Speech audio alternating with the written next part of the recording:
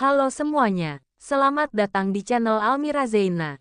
Kali ini kita akan membahas topik yang sangat menarik dan mungkin sering kita alami, yaitu bagaimana cara menghindari teman yang suka meminjam uang, terutama 100.000. Sebelum kita mulai, jangan lupa untuk like, komen, dan subscribe agar kalian tidak ketinggalan video-video menarik lainnya dari kami.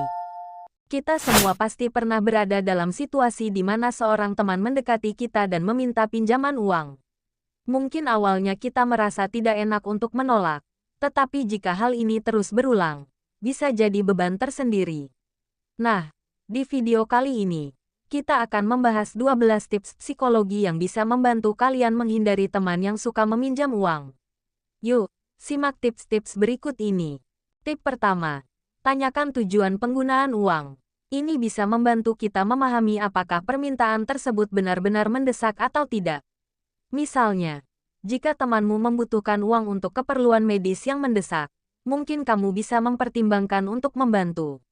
Namun, jika tujuannya kurang jelas atau tidak mendesak, kamu bisa lebih mudah menolak.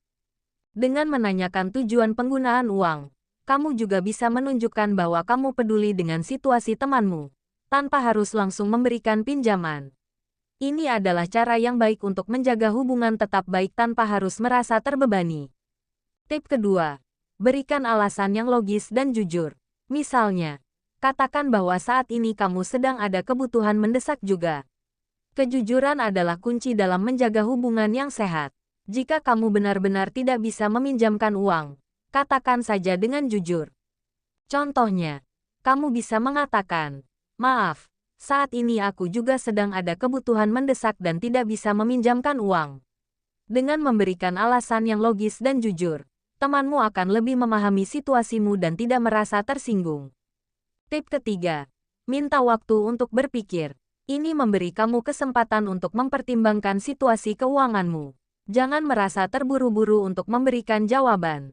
Kamu bisa mengatakan, "Boleh aku pikir-pikir dulu. Aku akan memberitahumu secepatnya."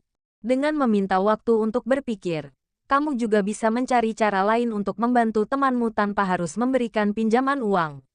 Misalnya, kamu bisa membantu mencarikan solusi lain atau memberikan saran yang berguna. Tip keempat, sampaikan alasan dengan tegas namun tetap sopan. Jangan sampai temanmu merasa tersinggung.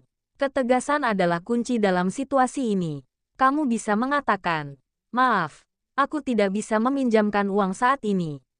Dengan menyampaikan alasan dengan tegas, temanmu akan lebih menghargai keputusanmu dan tidak akan terus memaksa. Ingat, kamu juga punya hak untuk mengatakan tidak. Tip kelima, hindari perasaan bersalah. Ingat, kamu juga punya kebutuhan dan prioritas sendiri. Jangan merasa bersalah karena tidak bisa meminjamkan uang. Kamu berhak untuk menjaga keuanganmu sendiri. Perasaan bersalah hanya akan membuatmu merasa terbebani dan tidak nyaman. Fokuslah pada kebutuhan dan prioritasmu sendiri, dan jangan biarkan perasaan bersalah menguasaimu. Tip keenam, jangan membuat janji jika kamu tidak yakin bisa memenuhinya. Ini hanya akan menimbulkan harapan palsu. Jika kamu tidak yakin bisa meminjamkan uang, lebih baik katakan saja dengan jujur. Contohnya, kamu bisa mengatakan, "Aku tidak bisa berjanji, tapi aku akan mencoba mencari cara lain untuk membantumu." Dengan tidak membuat janji, kamu akan menghindari kekecewaan di kemudian hari. Tip ketujuh, jelaskan bahwa kamu punya prioritas keuangan yang harus dipenuhi. Ini bisa menjadi alasan yang kuat. Kamu bisa mengatakan, "Saat ini aku sedang fokus pada tabungan untuk masa depan, jadi aku tidak bisa meminjamkan uang." Dengan menyampaikan prioritas keuanganmu, temanmu akan lebih memahami situasimu dan tidak akan terus memaksa. Ingat, kamu berhak untuk menjaga keuanganmu sendiri. Tip ke-8, berikan alternatif solusi. Misalnya, sarankan temanmu untuk mencari pinjaman dari sumber lain. Kamu bisa mengatakan, "Mungkin kamu bisa mencoba meminjam dari keluarga atau mencari pinjaman dari lembaga keuangan." Dengan memberikan alternatif solusi, kamu tetap bisa membantu temanmu tanpa harus memberikan pinjaman uang. Ini adalah cara yang baik untuk menunjukkan bahwa kamu peduli tanpa harus merasa terbebani. Tip ke-9, Katakan bahwa uangmu telah diinvestasikan dan tidak tersedia untuk dipinjamkan.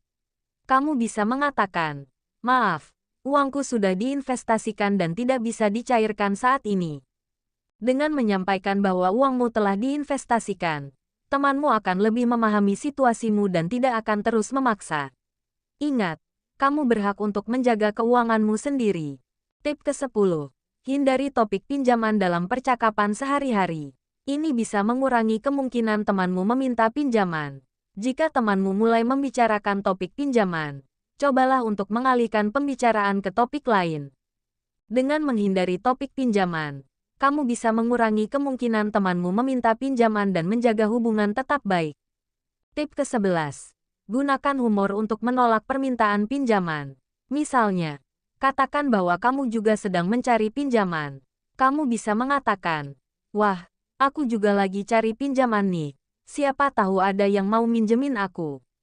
Dengan menggunakan humor, kamu bisa menolak permintaan pinjaman dengan cara yang lebih ringan dan tidak menyinggung perasaan temanmu. Ini adalah cara yang baik untuk menjaga hubungan tetap baik tanpa harus merasa terbebani. Tip ke-12.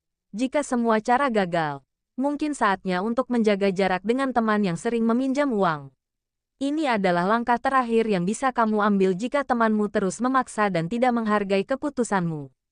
Menjaga jarak bukan berarti memutuskan hubungan, tetapi lebih kepada menjaga keseimbangan dalam hubungan agar kamu tidak merasa terbebani. Ingat, kamu berhak untuk menjaga keuanganmu sendiri dan tidak harus merasa terbebani oleh permintaan pinjaman. Itulah 12 tips psikologi untuk menghindari teman yang suka meminjam uang. Semoga tips ini bermanfaat untuk kalian semua. Jangan lupa like, komen, dan subscribe untuk video menarik lainnya. Sampai jumpa.